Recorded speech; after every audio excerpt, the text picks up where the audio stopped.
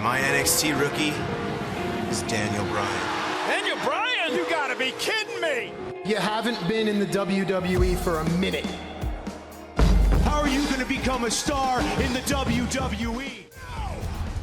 I'm not gonna leave this ring until I get what I want, which is a match with Triple H at WrestleMania.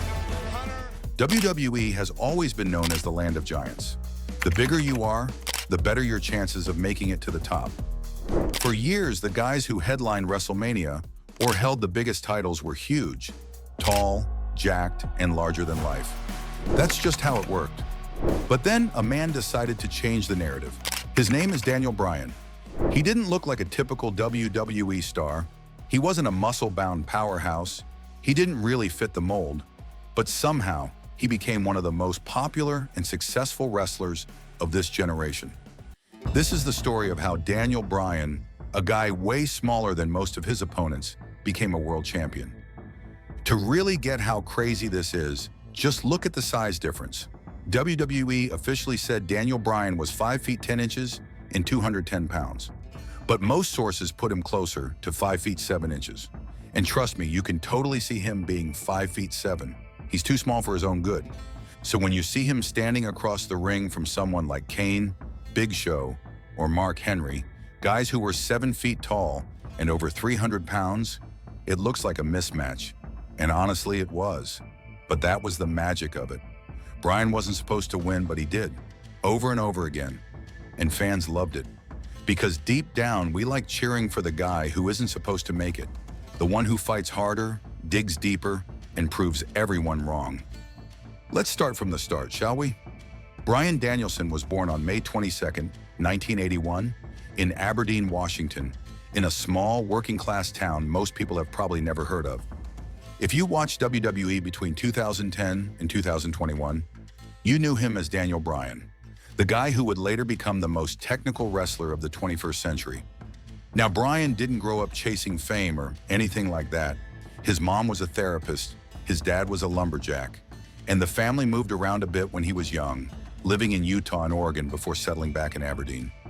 Little by little, he grew and one day became a college student who knew exactly what he wanted to do: become a wrestler. While most kids were thinking about college or part-time jobs, Bryan was thinking about wrestling rings and training schools. At first, he had his eyes set on Dean Malenko's wrestling school down in Florida. That was the plan. But by the time he graduated in 1999, the school had shut down. So just like that, his first option was gone. Luckily, a friend gave him another idea. Hey champ, why not check out the Texas Wrestling Academy? And so he did. It was run by Shawn Michaels, one of the biggest names in wrestling, and Rudy Gonzalez. And Bryan went for it. That's where things really started. He trained hard, and by December 1999, he had his first official match. It wasn't long before he was traveling all the way to Japan to wrestle for a promotion called Frontier Martial Arts Wrestling. He went with Lance Cade, one of his training partners, and together they wrestled in a bunch of tag team matches. Not bad for someone just starting out. Bryan started out wrestling on smaller independent shows. He was so good that the World Wrestling Federation noticed him back when it was still called the WWF. They liked what they saw and signed him to a developmental deal. That meant they officially brought him on board, but sent him to Memphis Championship Wrestling to keep training. While he was in MCW, he worked with William Regal, who became a huge mentor for him. Bryan really admired Regal's skills and the way he carried himself as a pro. Around this time, Bryan also began calling himself the American Dragon. He won a couple of championships in MCW, the light heavyweight title and the tag team title. But then, in 2001, the WWF ended its deal with MCW and let Bryan go. This was a tough blow, especially because he was actually close to making the main WWF roster. In his book, he mentioned that they were talking about putting him in the Royal Rumble and using him in a new cruiserweight division. Unfortunately, that never happened. But then, the Ring of Honor happened and he became a big name in the industry. From the beginning, Bryan's journey wasn't just about taking on bigger guys.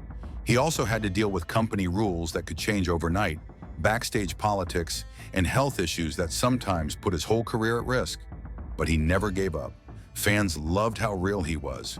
He didn't act like he was better than anyone. He just wrestled with everything he had and connected with people in a way that felt honest. There was something special about him, and people noticed. In 2010, Bryan got his first real shot on WWE's main roster through the original version of NXT. Back then, NXT was more of a reality show than a wrestling brand. Bryan was the respected underdog who kept losing. At first, it looked like things weren't going well, but a couple of storylines started to turn things around. He had a rivalry with commentator Michael Cole, who kept trashing him. Then there was The Miz, his mentor, who didn't take him seriously at all. But even with all that, fans started to see the truth. Bryan was really good in the ring, and he had this quiet determination that made him different. Then came a wild moment no one expected. On the June 7th, 2010 episode of Raw, John Cena was wrestling CM Punk. Out of nowhere, the 8 NXT rookies from Season 1 ran out and attacked everyone. Wade Barrett led them. They tore up the ring, beat up wrestlers and announcers, and even went after the camera crew. It was total chaos. This group would later be called the Nexus. The idea was to show that these rookies were hungry and ready to shake things up. Bryan jumped right into it. He went after ring announcer Justin Roberts, pulled off his tie and choked him with it. According to Roberts, that part wasn't planned. Bryan was just going all in, trying to make the moment feel real like Vince McMahon wanted. When it was all over, people backstage were shocked. Vince apparently loved how intense it looked, but that good vibe disappeared almost immediately. Within a few days, news broke that WWE had let Bryan go. When Bryan Danielson got fired from WWE in 2010, a lot of fans were shocked. It seemed like he was just getting started. He had only recently made his big debut on national television as part of a new group called the Nexus. It was supposed to be a big deal, but after just one episode, he was gone. The reason behind his firing had to do with a moment during that debut where things got a little too real. As part of the storyline, Bryan and the rest of Nexus were told to make their attack look intense and chaotic. Bryan, being the kind of guy who wants to give fans something that feels real, went all in. He grabbed ring announcer Justin Roberts by the tie and looked like he was choking him with it. He also spat on the floor near John Cena's face during the beatdown. WWE, trying to stay family-friendly, felt that he went too far, and just like that, he was let go. It didn't seem fair. Bryan was just doing what he thought he was supposed to do, make the moment look real and intense. He wasn't trying to hurt anyone or break rules. He just took his role seriously. But WWE decided to cut ties with him anyway, and it left a lot of fans upset and went. Interestingly, he didn't go back to Ring of Honor, which is where he had really become a star before joining WWE. That was a little surprising to people who had followed his career. It made some wonder if maybe Bryan was hoping that WWE would bring him back sooner rather than later. Maybe he thought this whole thing would blow over, and he might have been right. While Bryan was out doing his thing, fans were furious. Online message boards, wrestling websites, and social media were filled with people venting about how unfair it was that Bryan got fired. Some even wrongly blamed Justin Roberts, the ring announcer, thinking it was his fault. It wasn't, of course, but the internet can get wild when people are upset. What made this situation really different, though, was how loud the fans got. It wasn't just people tweeting or posting online. Fans actually started chanting Bryan's name, Daniel Bryan, during WWE shows, even though he wasn't there anymore. This wasn't just a few people here and there. It was loud. It happened on live TV. WWE couldn't pretend it wasn't happening. That kind of fan support is rare. WWE usually decides who they want to push, and that's who gets the spotlight. But in Bryan's case, the fans were pushing back. They were basically telling WWE, "You made a mistake, and we're not going to forget it." Eventually, WWE listened. Less than 10 weeks after firing him, just 65 days, Bryan was back. And they didn't just bring him back quietly. They brought him back on a big stage at SummerSlam 2010. Team WWE was going up against the Nexus group, and they needed one last member for their team. Right before the match, it was revealed that the final teammate was none other than Daniel Bryan. The crowd exploded. You could feel the energy in the arena shift the second he walked out. In the storyline, WWE explained that Nexus had kicked Bryan out because he showed remorse for his actions. That made it easy to turn him into a good guy. He was no longer part of the bad group. He was someone who had a conscience and wanted to do the right thing. Fans bought into it right away. They were just happy to see him again. After SummerSlam, WWE gave Bryan a feud with The Miz, who at the time was loud, arrogant, and a perfect bad guy for Bryan to go up against. Not long after, Bryan beat Miz and won the United States Championship. That was his first title in WWE, and it meant a lot. Not just to him, but to the fans who had stood by him through all the drama. Around that time, it also came out that John Cena had gone to bat for Bryan behind the scenes. Cena reportedly told WWE management that they had made a mistake and that Bryan deserved another chance. Having someone like Cena in your corner carries a lot of weight in WWE, and that probably helped get the ball rolling. In the end, the firing turned out to be a blessing in disguise. It separated Bryan from the Nexus storyline, which eventually lost steam, and it gave him a unique connection with the fans. He wasn't just another wrestler on the roster, he was their guy. Someone who had been treated unfairly, fought back, and earned his way back in. From that point on, Bryan's career started building slowly and steadily. He kept putting on great matches and earning respect. In 2011, he won the Money in the Bank ladder match on SmackDown, which gave him a guaranteed shot at the World Heavyweight Championship. Later that year in December, he cashed it in and won the title from Big Show at the TLC pay-per-view. For a moment, it felt like everything was going right. But then came WrestleMania 28 in 2012. Bryan walked in as champion, ready to defend his title against Sheamus. But the match didn't go the way anyone expected. The bell rang, Bryan turned to kiss his manager AJ Lee, turned back around, and boom! Sheamus hit him with a kick and pinned him in 18 seconds. Just like that, the match was over. Fans couldn't believe it. It felt like WWE didn't take Bryan seriously and they were mad. Instead of turning away though, fans got louder. They started chanting "yes" during shows. This was something Bryan had started doing as a heel, kind of a bragging, over-the-top celebration. He'd point his fingers in the air and shout "yes, yes, yes" after wins. It was meant to be annoying, but fans flipped it and turned it into something positive. It became a rallying cry. Yes wasn't just about winning anymore. It was about standing up for Bryan, showing support, and demanding that WWE give him more. The chant took on a life of its own. It showed up in other people's matches, in crowd chants, and eventually even outside of wrestling. It was everywhere. As Bryan's popularity continued to grow, WWE paired him with Kane in a comedy tag team. At first, it seemed like a joke. They were complete opposites. Bryan was intense and fiery. Kane was this big, scary monster. The two were put in anger management therapy as part of a goofy storyline. But somehow, it worked. The team, called Team Hell No, became a hit.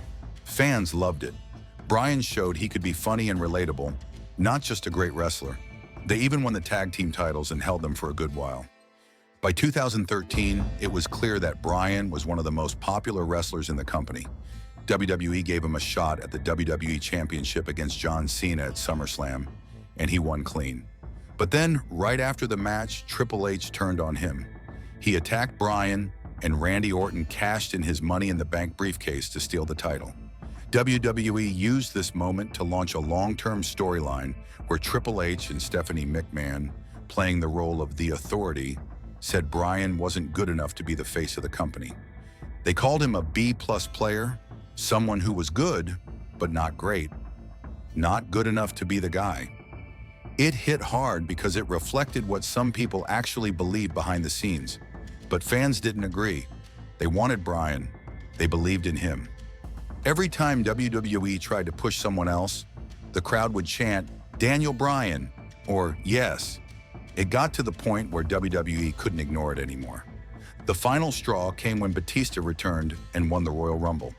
WWE wanted him to headline WrestleMania, but the fans weren't having it. They booed him non-stop. They even started calling him Bootista. It was clear WWE had to change course. Eventually, Bryan got his match at WrestleMania 30.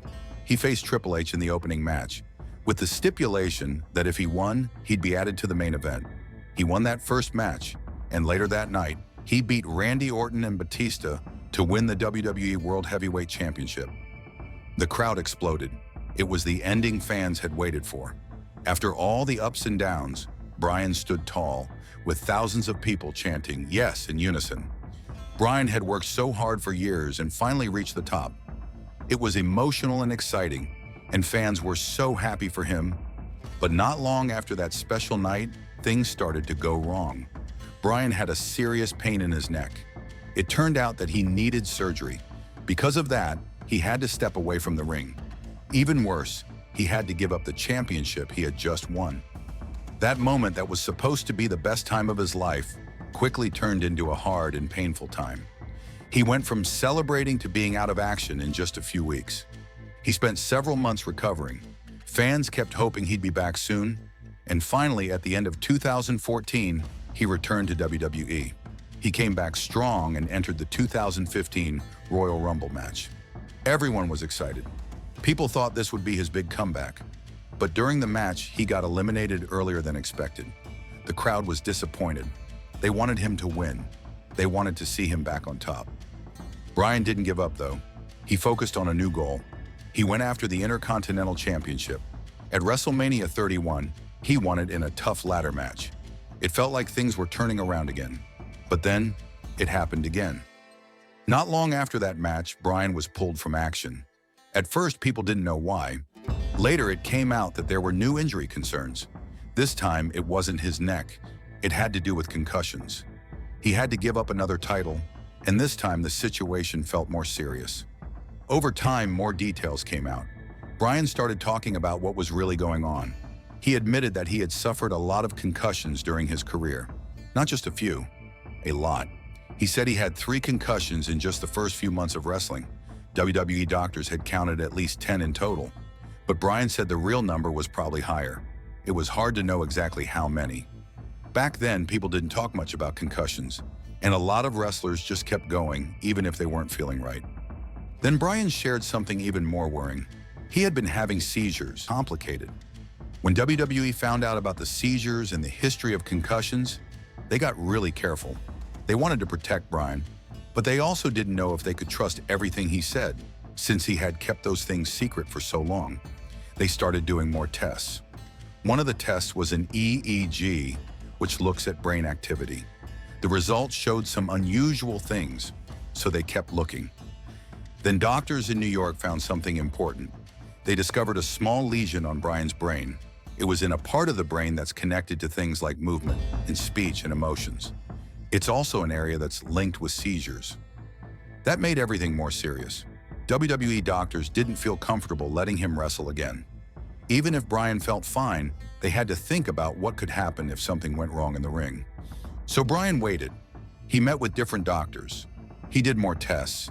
He read about brain health and tried to learn as much as he could. He still believed he could wrestle again. Some of the doctors he met said he was healthy enough to return. That gave him hope. But WWE's doctors still wouldn't clear him. They wanted to be absolutely sure it was safe. And they weren't sure. In early 2016, after almost a year of waiting with no clear answer, Bryan made a big decision. He announced that he was retiring from wrestling. On an episode of Monday Night Raw, he came out to the ring and told everyone that he had to stop wrestling. It was one of the hardest things he ever had to do. He cried. The fans cried. It was emotional and heartbreaking. Bryan talked about how grateful he was for everything. He talked about the fans and the memories and how lucky he felt. But you could tell he wasn't ready to walk away. He still loved wrestling. He just didn't have a choice. Even after Daniel Bryan announced his retirement from wrestling, he didn't walk away from WWE. He loved wrestling too much to just disappear. So in 2016, WWE gave him a new role. He became the general manager of SmackDown, which meant he was still part of the show, still on TV, but he wasn't wrestling. He was there to help make matches and guide the stories. Fans still got to see him every week, and that helped a little. But deep down, Bryan still wanted to wrestle. It wasn't a secret either. He talked about it often. In interviews and even on the reality show Total Bellas, which he appeared on with his wife Brie Bella and her sister Nikki, he shared how hard it was to be done with wrestling. He said it straight out. He missed it badly. He wasn't pretending to be okay. He told the truth. Retirement was tough. Even though he had a new job and a growing family, a big piece of him still felt missing. Wrestling wasn't just a career for him. It was something he loved, something that gave his life meaning. And letting go of that wasn't easy. But Bryan didn't just sit around being sad. He didn't accept retirement as the end. Not completely. In fact, he started to work on a plan. He wanted to come back, and he was willing to fight for it. Not in the ring at first, but in the doctor's offices. He went all over the country, meeting with experts. Not just one or two, but many. Neurologists, neurosurgeons, concussion specialists, anyone who might be able to help him figure out if he could safely wrestle again. He also tried new treatments. One of them was called hyperbaric oxygen therapy. It involved breathing pure oxygen in a special room or chamber, and it's something that some athletes use to help with recovery and brain healing. Bryan said that if any of these treatments gave him bad signs, or if doctors warned him to stop, he would listen. But that didn't happen. The signs weren't bad. In fact, he started to feel hopeful. This went on for about 2 years. 2 full years of testing, treatments, and meeting doctor after doctor. He wasn't doing this quietly either. Fans knew he still wanted to return. He said so in interviews. People started wondering, could he actually make a comeback? Then in March 2018, something amazing happened. WWE made an announcement that shocked a lot of people. Daniel Bryan had been medically cleared to return to wrestling. After everything he'd been through, he was finally allowed to compete in the ring again. And this wasn't just some quick decision. It wasn't done for a storyline or just because fans wanted it. This clearance came after a serious, very careful process. WWE didn't just rely on their own doctors this time. They brought in outside experts, people who had no connection to WWE, just top-level doctors in the field of brain health. There were 3 main specialists involved: Dr. Robert Cantu, Dr. Javier Cardenas, and Dr. Jeffrey Kutcher. All 3 were respected experts in brain injuries and neurological health. They were either chosen or approved by WWE to do the evaluations. After they all gave Bryan the green light, WWE's own medical director, Dr. Joseph Maroon, also agreed and officially cleared him. Dr. Cantu in particular was a big name. He works with professional sports leagues like the NFL, NBA, and NHL. He's a leader in studying concussions and brain injuries. On February 26, 2018, he looked over all of Bryan's medical records. He did new exams, reviewed Bryan's history, and really took his time to make sure nothing was missed. After all of that, Dr. Cantu shared what he found. He said Bryan wasn't showing any symptoms. His brain tests were normal. His EEG, which looks at brain waves, also came back normal. And his MRI, the scan that shows what the brain looks like, showed no clear signs of past brain injury at that time. That part surprised people the most. It didn't mean Bryan never had concussions.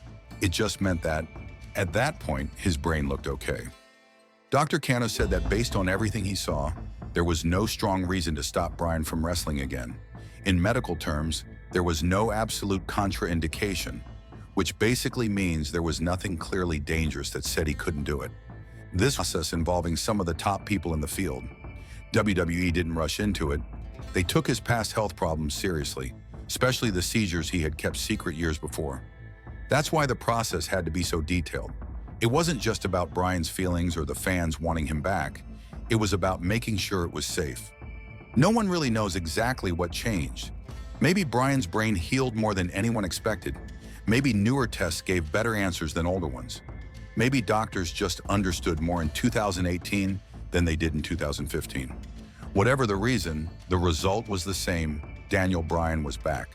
So at WrestleMania, in April of that year, he stepped into the ring again. He teamed up with Shane McMahon in a match against Kevin Owens and Sami Zayn. The crowd went wild. People were just happy to see Bryan doing what he loved again. And of course, he and Shane won the match. It felt like a big celebration. But after that return, things got a little shaky. His next feud wasn't great. WWE put him in a story with Big Cass, who was a lot taller than Bryan, and the whole thing leaned heavily on that size difference. Some of it was awkward and just didn't land well with fans. There was even a segment where a little person dressed like Bryan came out to mock him. A lot of people thought it was in poor taste. It just didn't feel like the right way to use someone like Bryan. especially after such an emotional comeback. So Bryan needed something different. And later that year, he found it.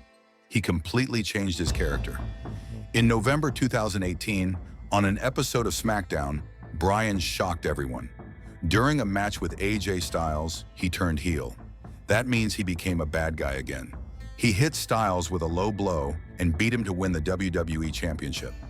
Just like that, we had a whole new Daniel Bryan. But this wasn't just a normal heel turn. Bryan reinvented himself. He dropped the yes chant. He said the yes movement was dead. He started calling himself the planet's champion. And instead of being the humble underdog that everyone loved, he became this angry, preachy, eco-friendly character who looked down on everyone else. He started calling out fans for hurting the environment, wasting things, buying too much, and basically ruining the planet. He was using real issues that he actually cared about in real life, but twisting them in a way that made people boo him. It was clever. It was different. And somehow, it worked. He even got a new championship belt made out of hemp and wood instead of leather and metal. It looked totally different from the usual title belts. People didn't know what to make of it at first, but it fit perfectly with the character he was playing. Bryan later said that he had a lot of fun with this version of himself. He called it the new Daniel Bryan and said it gave him a chance to take the guilt he felt about his own lifestyle and throw it onto everyone else. He was surprised WWE even let him go as far as he did. He joked about how he was basically calling out Vince McMahon's generation and the company's culture right there on live TV. Eventually, though, WWE did ask him to tone it down a bit. Some people felt the environmental stuff was getting too political, which probably meant it was hitting a little too close to home. But whether people loved it or hated it, the planet's champion version of Bryan gave us one of the most memorable storylines in recent years. In early 2019, a wrestler named Kofi Kingston started to get a lot of attention. Kofi had been with WWE for more than 10 years, mostly in tag teams or mid-card matches. But after a great performance in a gauntlet match, fans suddenly rallied behind him. They wanted him to get a shot at the WWE Championship. And that's where Bryan came in. As the champion and the heel, Bryan became the perfect opponent for Kofi. He was now the face of the system, the guy trying to hold Kofi back. It was kind of funny because a few years earlier, Bryan was Kofi. He was the underdog that the fans believed in. Now he was the one standing in the way. This storyline became something really special. People called it Kofi Mania. Fans were loud, passionate, and fully behind Kofi, and Bryan played his role perfectly. He made Kofi look even more like the hero. The big match came at WrestleMania 35, and it did not disappoint. Kofi beat Bryan in an emotional, hard-fought match. The crowd went nuts. It was Kofi's first world title win, and it meant a lot. Bryan later said that helping Kofi get that moment was one of the best things he ever did in WWE. That says a lot about who Bryan is, not just as a performer, but as a person. He used his own status and his own history to help someone else shine. After losing the title, Bryan stayed active. He had a run as tag team champion with Rowan, and after a while, he turned face again. That means he went back to being a good guy. He had more matches, more stories, and stayed a key part of SmackDown. Then in 2021, he got into a big feud with Roman Reigns. Roman was the Universal Champion and was in the middle of one of the best runs of his career. Bryan challenged him a few times, at Elimination Chamber, at Fastlane, and finally at WrestleMania 37. That match also included Edge, who had won the Royal Rumble. It was a triple threat match and it was wild. All three guys gave it everything. Reigns ended up winning, but Bryan proved again that he could still deliver incredible matches, even after everything he'd been through. Not long after that, Bryan had one last match in WWE. It happened on SmackDown on April 30th, 2021. He challenged Roman Reigns again, but this time there was a catch. If Bryan lost, he would be banned from SmackDown. He gave it his all, but Roman won. And just like that, Bryan was gone from WWE TV. A few weeks later in May 2021, his contract officially ended. He didn't re-sign. That was it. Daniel Bryan's time in WWE was over, at least for now. It was the end of a run that lasted more than a decade, not counting his few years away due to retirement. When Daniel Bryan's WWE contract ran out in May 2021, he didn't sign a new one. He wasn't fired. There was no big argument or drama. He just felt like it was time to try something new. After being in WWE for so many years, and after everything he had gone through, he wanted a change. He talked about it later and said he wasn't angry with anyone. He just wanted something different, something that felt more exciting and fresh.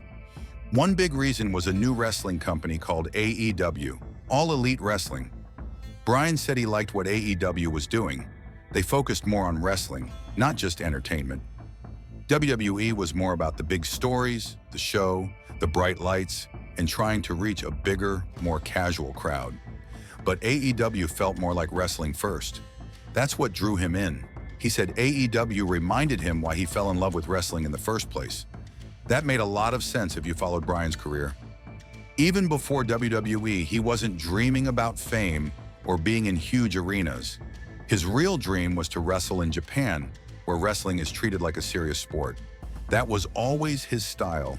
His matches were all about technique, skill, and storytelling in the ring. That's how he made a name for himself. Not because he was flashy, but because he was really, really good. He even said that during his last big match in WWE, at WrestleMania 37, he felt kind of disconnected. He said he didn't feel much while it was happening, like he wasn't fully there. That was a sign to him. When you're in one of the biggest matches of the year and it doesn't feel special, something's off. So even though WWE had offered him a safe, long-term deal, maybe even a job for life, he turned it down. He wanted something that made him feel excited again. He wanted to face new people and wrestle in a place that fit what he believed in. So in September 2021, he made his debut in AEW. He used his real name, Bryan Danielson, and walked out during a big pay-per-view called All Out. The crowd went crazy. He walked right up to Kenny Omega, who was the AEW champion at the time. It was a big moment and people were hyped to see what would happen next. After that, Bryan explained more about why he joined AEW. He thanked AEW's owner, Tony Khan, for building a company that gave wrestlers more freedom and gave fans something different to watch. Bryan said he believed that if you just focused on good wrestling, people would show up. You didn't have to copy what the other company was doing. You didn't need to make things flashy or over the top. Just give people great matches and they'll care. And that's exactly what Bryan did. He had some of the best matches of his life in AEW. He wrestled a whole new group of people, and each match felt like a big deal. He went back to the kind of wrestling he did before WWE. Hard-hitting, technical, smart. Fans loved it. Other wrestlers respected it, and Bryan looked happy doing it. He also became a leader in AEW, not just in the ring, but behind the scenes too. Younger wrestlers looked up to him. He had been through so much in his career, and now he was helping others grow while still putting on top-tier matches himself. Even though he was busy, Bryan started talking about slowing down. He said he planned to wrestle less after 2024 so he could spend more time with his family. But as of late 2024, he was still going strong. He wrestled part-time, but every time he did, it mattered. He still gave it everything. That move to AEW showed everyone what was most important to him: wrestling itself. Not the fame, not the money, not the spotlight, just the craft. When you think about Daniel Bryan's whole career, it's pretty amazing what he's done. He wasn't the biggest guy. He didn't have the typical look of a WWE star. But none of that mattered. He was one of the best wrestlers ever because of his skill and how he told stories in the ring. He had moves like the yes lock and cattle mutilation that showed how smart and technical he was. And when he kicked or elbowed someone, you believed it. He brought intensity and heart into every match. He also had something else: a deep understanding of how to make a match feel real. He could fight someone way bigger than him and still make it believable. He would focus on their legs, twist their arms, or use quick moves to outsmart them. He made people care. He could make a crowd go silent with tension or explode with cheers. That's not something you can teach. It's something special. And he helped change wrestling in a big way. When he rose to the top in WWE, it wasn't because the company pushed him. It was because the fans demanded it. People saw something real in him. They believed in him. That's how the Yes movement started. It wasn't a storyline at first. It was a fan movement. And it worked. He became WWE Champion at WrestleMania 30, and it felt like a win for everyone who ever felt like the underdog. That moment showed WWE and the whole wrestling world that you didn't have to be the biggest or loudest to be the best. You just had to be great at what you did and connect with people. And after that, you started seeing more wrestlers who didn't fit the big guy mold getting big chances. People like AJ Styles, Finn Balor, and Seth Rollins. Bryan helped open that door. People in the business respect him a lot. William Regal, who helped train him, has always said Bryan was special from the start. Regal said Bryan worked harder than anyone, never played games backstage, and always stayed true to himself. John Cena, who wrestled Bryan many times and is even part of his family now, said Bryan deserved everything he got. Cena said Bryan was either being a great dad, a great husband, or getting healthier every single day. That's who he is. Even when Bryan and Cena were on opposite sides on TV, you could tell there was real respect between them. And Bryan wasn't afraid to speak honestly, even in character. He once told Cena, "You're not a wrestler," which made their story even more real. They had very different styles, but they made it work. That's what made their matches so good. A lot of people call Daniel Bryan one of the best to ever do it. Not just because of the titles he won, but because of how he did it. He never lost who he was. He cared about the fans. He cared about the art of wrestling. And he never took shortcuts. He proved that the little guy could make it. That hard work, passion, and being yourself were enough. And that might be his biggest legacy. So yeah, Daniel Bryan's journey in WWE was anything but easy. He wasn't the biggest guy, he didn't have the usual look, and at times it felt like the system was working against him. But none of that stopped him. He just kept showing up, doing the work, and proving people wrong. That's what made him different. That's why fans connected with him. He wasn't supposed to be the face of the company. He was called a B-plus player, told he didn't belong at the top, but he didn't let that define him. He turned every setback into motivation. Whether it was getting fired, losing in 18 seconds, or having to give up his title due to injury, he never let any of it break him. And that's the real story here. Daniel Bryan didn't just succeed in a land of giants. He beat the odds, changed the game, and made history on his own terms. He showed everyone that heart, skill, and connection with the crowd matter more than size.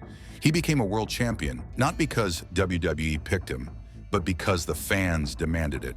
That's rare, that's powerful, and that's why his story still inspires people today.